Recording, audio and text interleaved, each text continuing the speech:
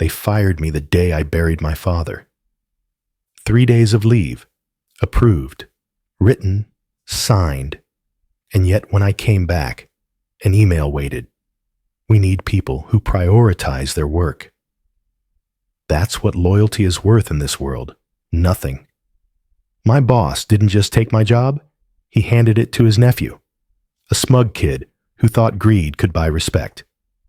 I didn't argue. I didn't beg. I simply packed my things, carrying a secret no one else knew. A week later, my phone rang. The regional manager's voice shook. "Mark, we need you back. Immediately." The last handful of dirt hit my father's coffin, and I swore silently that I would live the way he had taught me. Straight, honest, unbent by greed. He spent 40 years working with dignity, never once cutting corners, never once sacrificing family for ambition. As I stood there, numb in my black suit, I thought that if I could walk half the road he did, I would have done enough. But life doesn't reward vows. Life claws at them. When I returned to the office 3 days later, carrying the weight of grief like a stone in my chest, I didn't expect kindness, but I expected decency. Instead, my inbox greeted me with a subject line that froze my blood. Termination notice. I opened it, and there it was, cold and calculated. We need people who prioritize their work. Effective immediately. Your employment is terminated. I read it 3 times. My father was barely in the ground, and my career, 20 years of loyalty, had just been buried beside him. I didn't shout. I didn't storm into my boss's office. That's not the way men like me survive. I simply closed the email, stood up, and began to clear my desk. When I walked through the door at home, my wife saw my empty hands, no briefcase, no jacket, only my shoulders sagging lower than they had at the funeral. She burst into tears before I could say a word. My son, 12 years old, came running down the stairs, his eyes wide.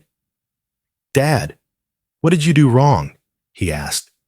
And that question, so innocent, so brutal, cut deeper than any pink slip ever could.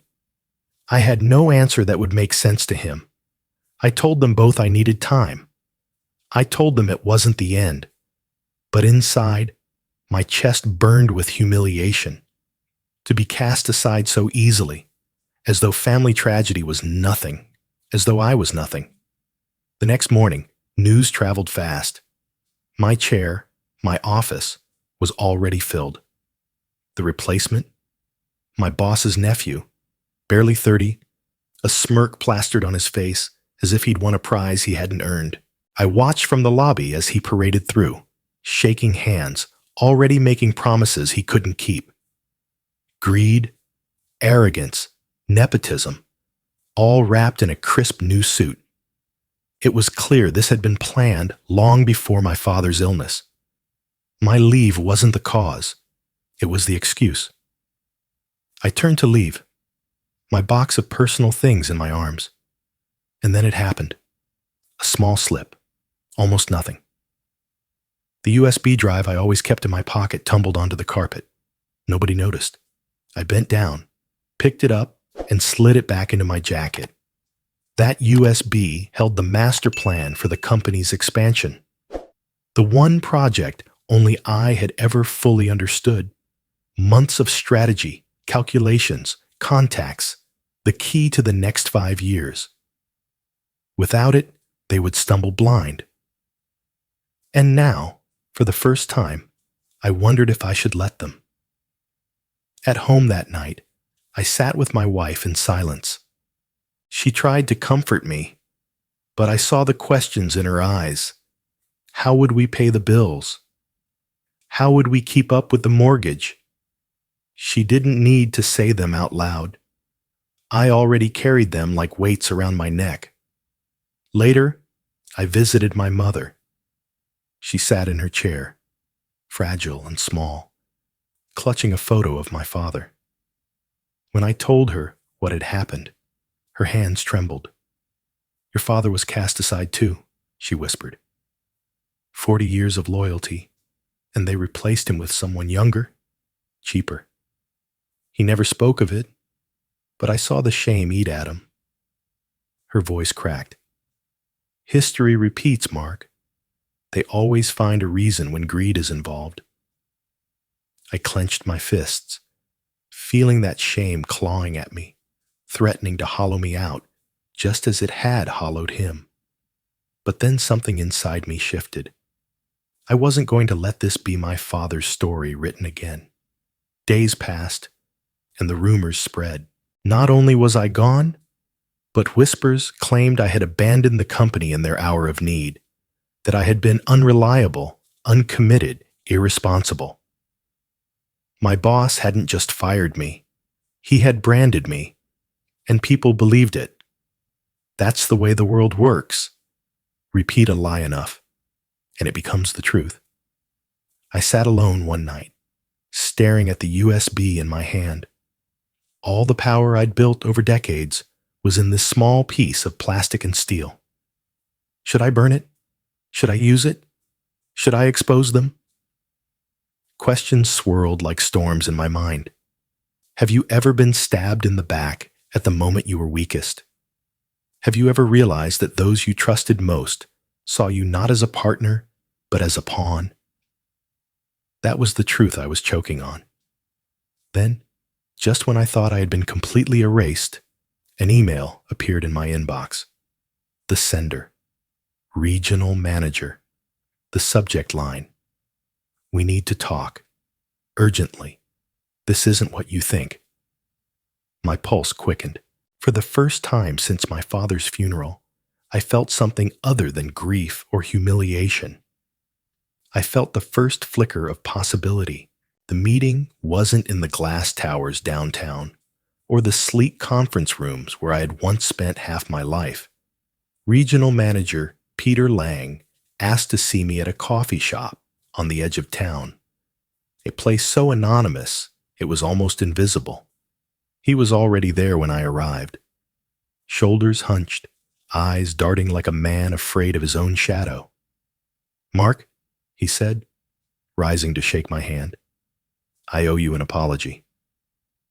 His voice carried the strain of someone used to authority, but now stripped bare. I sat down, waiting. He leaned forward. "Do you know what happened in the week you were gone?" I shook my head. "We bled," he said. "Accounts dropped. Clients pulled away. And yesterday, the largest contract we had on the table collapsed. Over $1 million gone. All in less than 7 days." A cold satisfaction stirred in me, though I kept my face neutral. "And who was responsible for those accounts?" I asked, though I already knew the answer. Peter's lips tightened. "Ethan, the nephew, he doesn't understand the systems, doesn't have your relationships, doesn't know the market.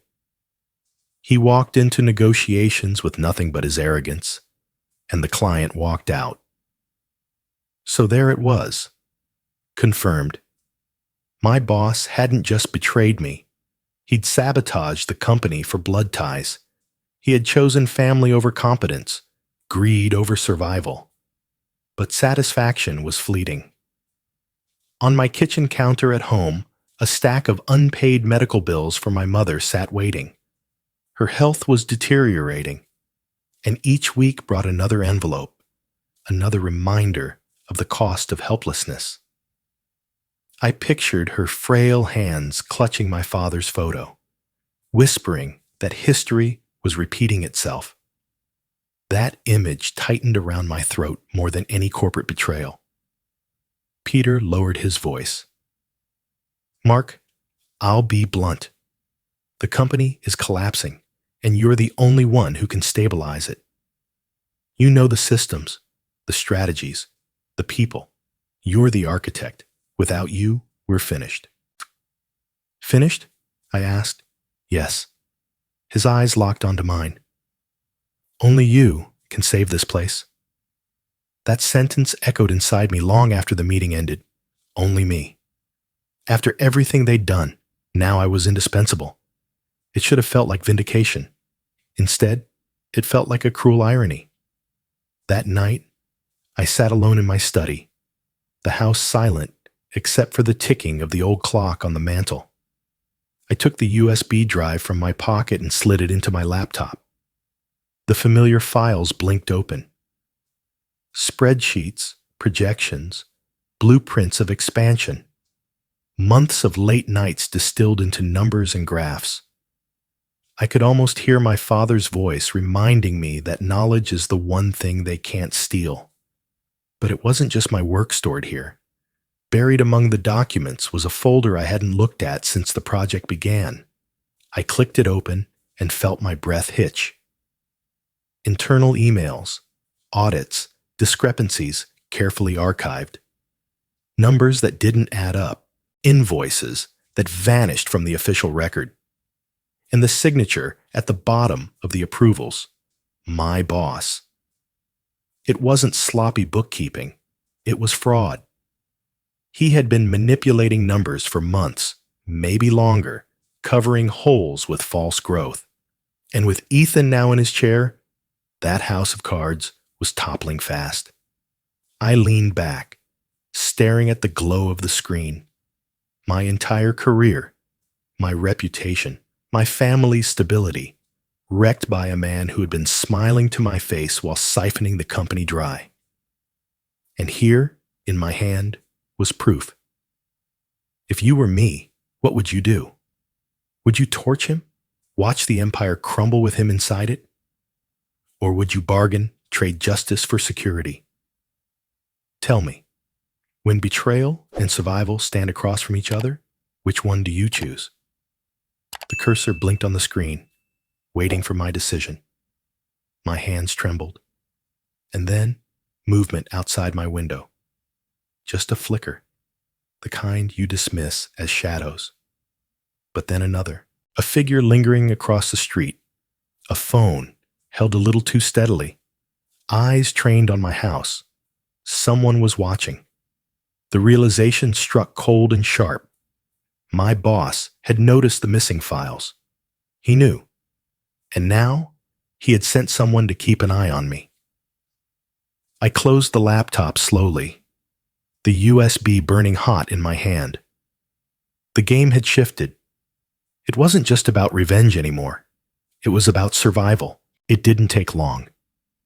3 days after I discovered the evidence, an email landed in my inbox marked mandatory hearing. The language was cold, corporate, precise. I was to appear before the executive committee to address allegations of data theft and breach of trust. I knew immediately whose hand was behind it. My boss had moved faster than I expected. If he couldn't erase the files from my possession, he would erase me. The conference room was full when I entered. Faces I'd worked alongside for decades avoided my eyes. At the head of the table sat my boss, arms crossed, the faint smile of a man who thought the gallows had already been built. Beside him, his nephew Ethan leaned back in his chair, arrogance oozing from every gesture. "Mark Sullivan," my boss began, "we have evidence that you removed sensitive company data without authorization. This is a serious offense, one that could carry both civil and criminal consequences. Do you deny it?" I glanced at the stack of folders on the table. Fabricated evidence, no doubt. They had spent the last few days creating a paper trail to bury me. I inhaled slowly, then said, "Before I answer, tell me, do you really think I don't know what game is being played here?" A ripple of unease spread across the table. For a moment, silence pressed down like a weight. Then a voice broke through. "I don't believe this," said Rachel, a senior analyst who had sat quietly through countless meetings, rarely speaking unless directly addressed. She rose now, her voice firm. Mark built this department. He's the reason we're even standing here. If you think he's a thief, then you're ignoring the fact that half this company runs on his work." Murmurs erupted. My boss shot her a glare sharp enough to slice steel. "Sit down, Rachel. This is not your concern." But she didn't. Her hands trembled slightly, yet her voice held. "It is my concern. Because if you destroy him, you destroy us too. Everyone in this room knows who's really been moving the numbers around. Some of us have stayed quiet out of fear. Not anymore." For the first time, I saw panic flicker in my boss's eyes. Not fear of me, but fear that silence was cracking. I leaned forward, hands folded calmly on the table. "If I told you I knew this was coming from the very beginning," I said, my voice steady, "what would you do then?" The room froze. That single question hung like smoke, curling into every corner.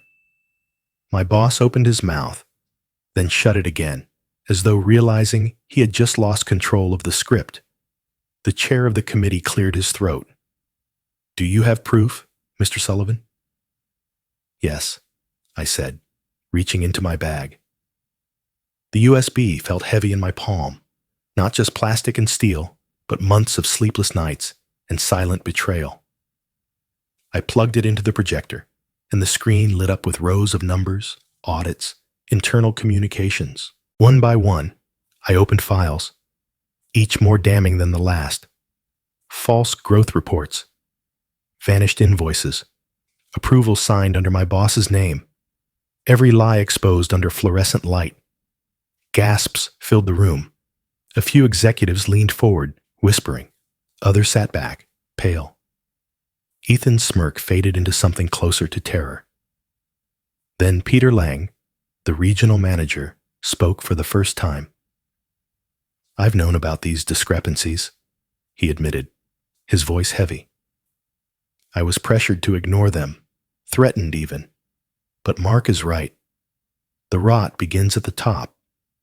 We've been living under fear long enough." I hadn't expected that. I thought Peter would keep his distance, protect his own career.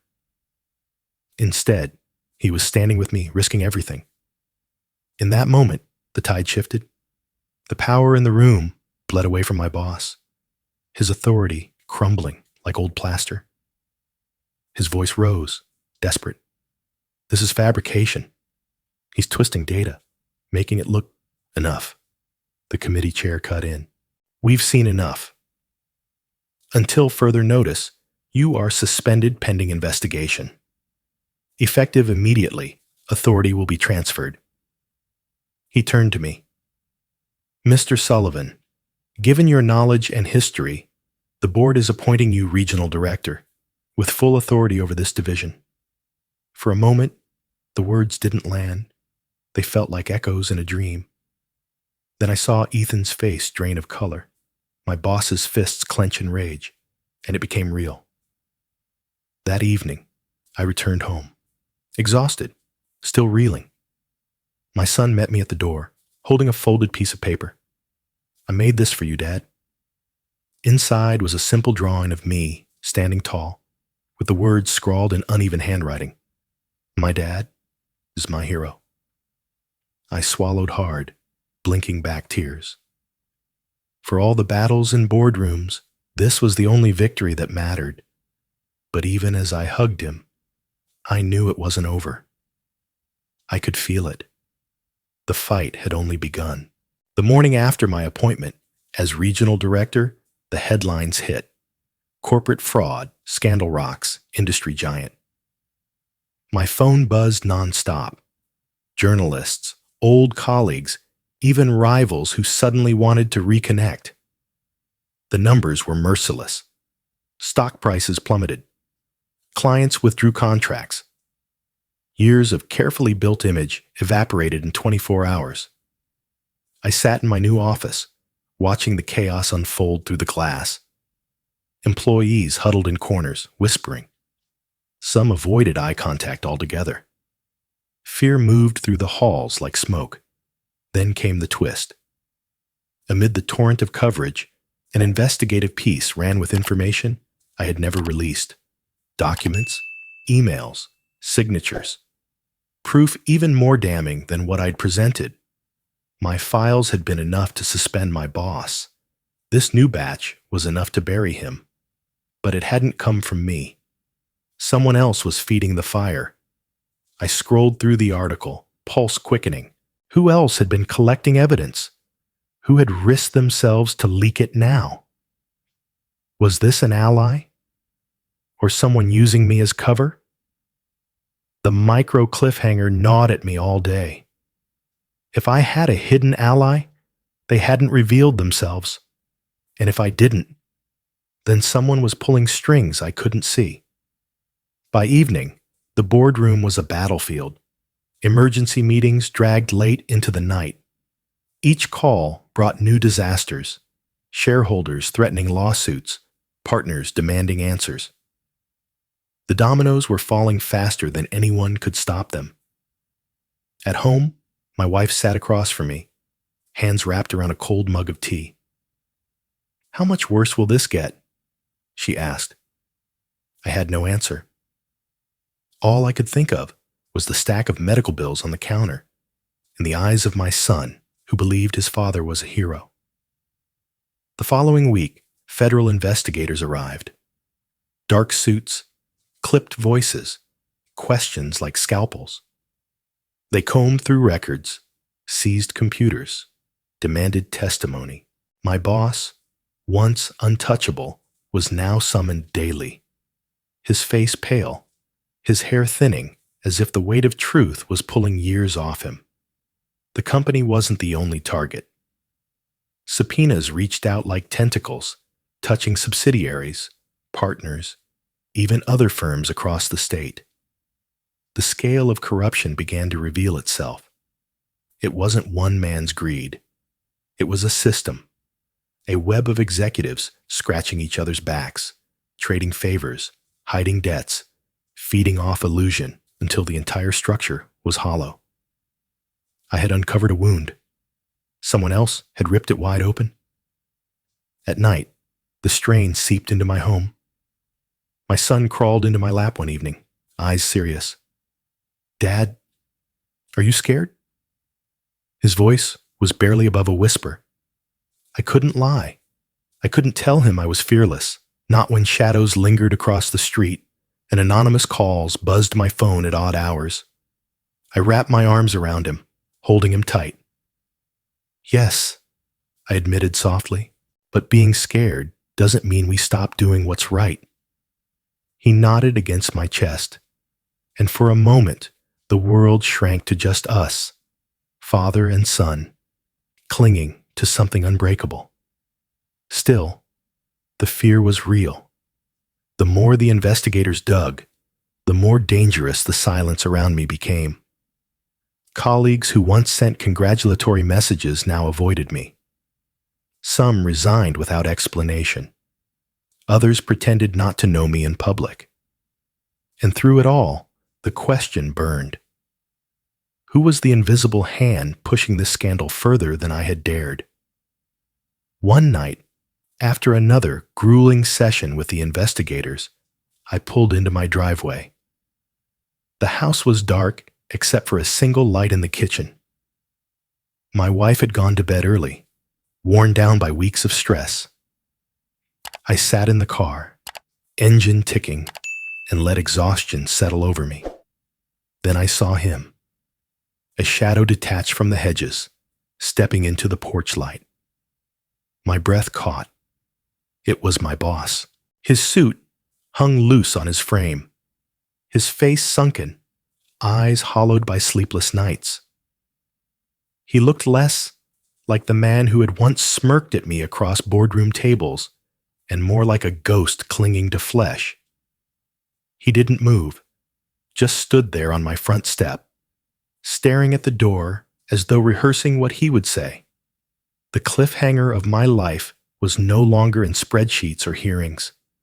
It was standing 10 feet from where my son slept, where my wife dreamed, where my family still believed I could keep the world at bay.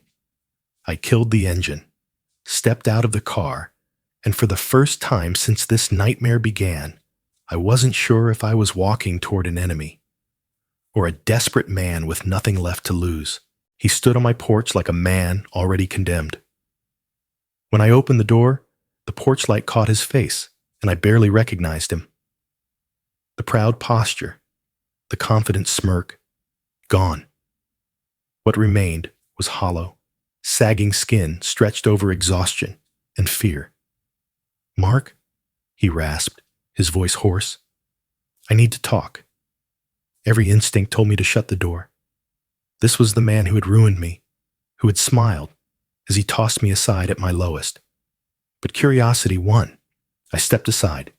5 minutes. Inside, he hovered by the kitchen table, eyes darting to the family photos on the wall. His gaze lingered on my son's drawing, the one that called me a hero. For a moment, guilt flickered across his face. I was never the architect, he admitted. I was a pawn. I folded my arms. Save it. You destroyed me, not some invisible hand. His shoulders sagged. You think I wanted this? That I chose to replace you with Ethan? That I enjoyed falsifying reports? You don't know the half of it. They had me by the throat. They? I asked. He reached into his coat and pulled out a worn leather folder. He placed it on the table between us with trembling hands. This is what they made me do. Names, contracts, payments, a network that stretches far beyond this company. I thought I could handle it. I was wrong. I'm finished unless you help me. I stared at the folder, its weight heavier than steel. For months, I had pictured this moment, the chance to finally see him beg. And now here it was. Yet instead of triumph, all I felt was confusion. You expect me to save you? I asked, incredulous. I expect you to survive, he whispered. If you think they'll stop with me, you're naive. They'll come for anyone who threatens to expose them, including you. And there it was, the twist I hadn't seen coming. The villain who'd betrayed me wasn't the mastermind at all. He was another casualty, trapped in the same machinery I now threatened to dismantle. If you were me, what would you do? Would you forgive the man who ruined you, knowing he had once been just as powerless? Or would you let him drown, knowing that mercy might sink you too? I slid the folder closer, heart hammering. The pages inside glared up at me, lines of text that could topple more than one empire. For the first time since this nightmare began, I didn't know which path led to victory and which to destruction. The cliffhanger wasn't in his words. It was in my silence, in the way my fingers tightened on the folder, even as my mind screamed not to trust him. Later that night, I sat alone with the documents spread across my desk. Company logos, CEO names, payments disguised as consulting fees, donations, partnership bonuses. The corruption wasn't confined to one firm. It was systemic, a rot threaded through half the region's economy. And buried among the files was something else, communications from those who had resisted. Notes, unsigned, describing attempts to push back, to gather evidence, to strike from within. It wasn't just me. There were others. A hidden network. A silent resistance of people who had been betrayed, discarded, broken, yet still willing to fight. It was a twist I hadn't expected. I wasn't alone in this war. I closed the folder and leaned back, exhaustion pressing down. In the quiet, I heard the creak of the floorboards behind me. My mother stood in the doorway, her nightgown pale in the lamplight. She looked at the papers, then at me. Your father saw things, she said softly. He wanted to speak out, but he stayed silent. He thought protecting us meant burying the truth, and it killed him inside. You've done what he couldn't, Mark. Don't forget that. Her words cut deep. I had become the man my father wished he had been. But was that enough? My son's laughter echoed faintly from upstairs, a reminder of the life I was risking. Was it worth dragging my family deeper into this storm? As I gathered the papers back into the folder, my hands shook. On one side was the chance to dismantle a system of greed and power that had crushed lives for decades. On the other was the chance to walk away, protect my family, and let someone else carry the burden. Which path would you take? Would you fight a battle that could consume everything, or would you choose the quiet life, safe but complicit? When I looked down, the folder was still in my hands. My choice wasn't made yet, but I knew one thing. Whichever road I chose, there would be no turning back. The folder never left my desk, but the choice it demanded reshaped everything. I could have vanished with my new title, played the loyal executive, and lived quietly. But every time I looked at my son, or at my mother's trembling hands, I knew silence would be betrayal. So I built something different. It began small, just a statement in a press conference. No worker should ever be discarded for choosing family over profit. The word spread further than I expected. Within weeks, donations poured in, letters from strangers arrived, and with them, stories of people who had been crushed under greed, silenced by power. Out of those voices, the foundation was born, a fund to protect and support workers unjustly fired, bullied, or scapegoated. I named it after my father. The irony was bitter. The same company that had tossed me aside had now become a cautionary tale. My inbox filled with requests for advice, for help, for hope, and for the first time in months, I felt I was building rather than burning. One morning, I woke earlier than usual. The sun had barely broken the horizon, but my son was already dressed, his backpack slung over his shoulder. "Can you take me to school today, Dad?" he asked. I hesitated. For years, I'd left before he woke, returned after he was asleep. But today, I grabbed the car keys and smiled. "Let's go." As we pulled up to the school gates, he looked at me with wide eyes. "This is the first time you've ever dropped me off." His words carried no accusation, just wonder. And in that moment, I realized that no title, no salary, no empire could equal this simple victory. But the world had its own twists. When I met with potential partners for the foundation, I discovered something startling. The group I sat across from wasn't a new nonprofit or wealthy benefactors. They were former employees, men and women cast out just as I had been, victims of the same machinery of greed. They had banded together, quietly, patiently, waiting for someone to lead. I looked around the room, recognizing faces I hadn't seen in years. A secretary, once blamed for a lost contract that wasn't her fault. An operations manager who'd been replaced after refusing to falsify numbers.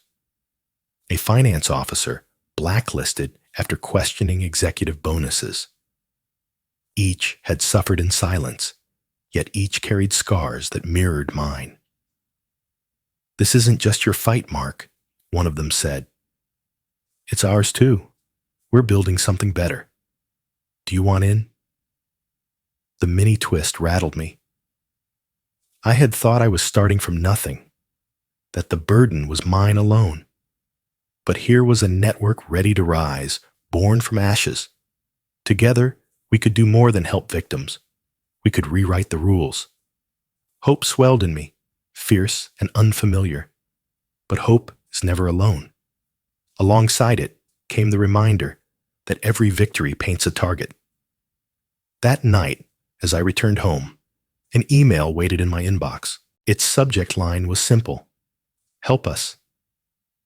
Another company, another group of workers on the brink, begging for protection. The micro cliffhanger landed like a weight on my chest. Was this my future? A chain of battles stretching endlessly ahead, each one demanding more than the last? Meanwhile, the company I had once given my life to was collapsing into something unrecognizable. Investigators gutted the old leadership. Reforms rolled out like bandages over an infected wound. My former boss vanished from the industry, his name whispered only in boardrooms as a cautionary tale. But one afternoon, as I walked out of a community center where the foundation had launched a new program, I saw a familiar figure waiting. Ethan, my boss's nephew. The arrogance that once radiated from him was gone. He wore a volunteer's vest, handing out food to families in need. When he saw me, he approached hesitantly. "I was wrong," he said simply, "about all of it. I thought power would protect me. I thought I deserved what I hadn't earned. I'm sorry." The mini twist cut deep. I had imagined his downfall, not his redemption. Yet here he was, humbled, transformed by disgrace into something closer to human. I nodded, not with forgiveness yet, but with recognition. Even arrogance can bend. Time moved, as it always does. The scars of betrayal faded into quieter lines. On my son's birthday, we gathered around the cake, candles flickering. As he leaned into my arms, I whispered, "I kept my promise to Grandpa." His eyes shone, and in them I saw the reason for every step I had taken. Justice doesn't come quickly. It limps, it crawls, it hides behind shadows, but it comes, always. And when it does, it rewrites stories, reshapes futures, redeems the broken. One evening, I stood outside, looking at the sky as the last light bled into night. For the first time in months, I felt peace. But peace was a fragile thing. My phone buzzed. Another message lighting the screen. Another plea for help. Another battlefield calling. I looked upward, the weight of the folder, the foundation, the future pressing down on me. This wasn't the end. It was the beginning. The fight against greed, against betrayal, against the silence of fear. It wasn't mine alone, but it was mine to carry forward. And as the night settled over me, I knew one truth above all. Some wars never truly end. They only change hands.